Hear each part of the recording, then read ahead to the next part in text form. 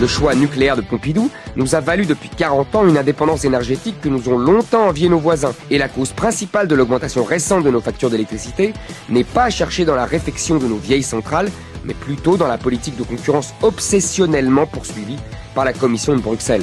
Et nous, notre électricité, elle est à 75% produite par le nucléaire. Tout à fait, ouais. On est d'accord aussi là-dessus. Oui. Donc, comment on fait? On ferme les centrales nucléaires demain, mais en revanche, ne nous présentez pas les énergies renouvelables, les éoliennes, etc., comme le truc miracle, c'est pas vrai. Ça résout pas les problèmes, ça nous obligerait à une bien moindre consommation d'électricité. Il faut le dire aux gens. C'est ce que désirent les Verts qui veulent obliger les ménages à réduire sous la contrainte leur consommation. Mais l'industrie française peut-elle vraiment se permettre une hausse de ses coûts? Si les Allemands abandonnaient le terrain faute de le dominer, faute d'avoir réussi l'OPA sur Areva... Ce gouvernement qui prendra la décision de fermer la plus vieille centrale nucléaire en activité, Fessenheim.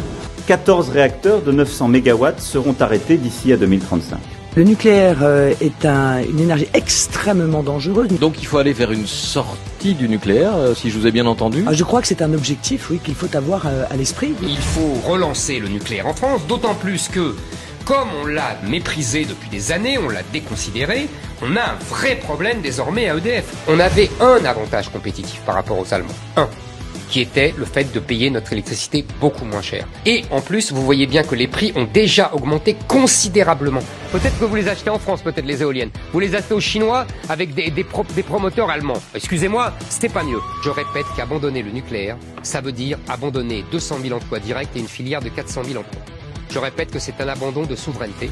Et je répète qu'en vérité, c'est une acceptation d'une décroissance qui ne dit pas son nom. Ce tarif ARENH oblige EDF à vendre une électricité moins chère à ses concurrents.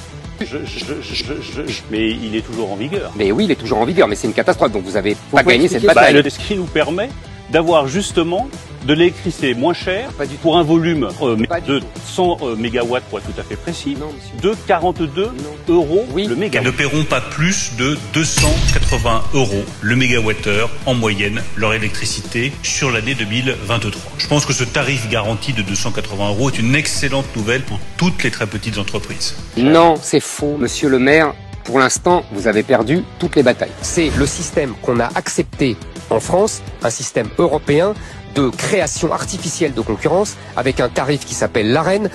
Je trouve scandaleux de faire payer aux Français les mauvais choix opérés par le gouvernement au nom de l'Europe. Le prix du gaz monte, les Allemands payent plus cher, mais du coup, comme nous avons accepté au nom de l'Europe de s'agréger dans ce système européen, nous payons plus cher, alors que nous ne profitons pas de notre énergie souveraine.